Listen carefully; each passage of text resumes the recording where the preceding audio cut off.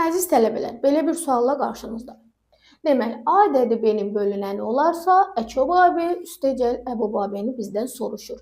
Deməli, biz yadda saxlamalıyıq ki, Əçob AB, Əçobun ikinci bir adı və ya əsas adı bizdən soruşularsa, Əçob bölünən deməkdir. Əbub isə bölən.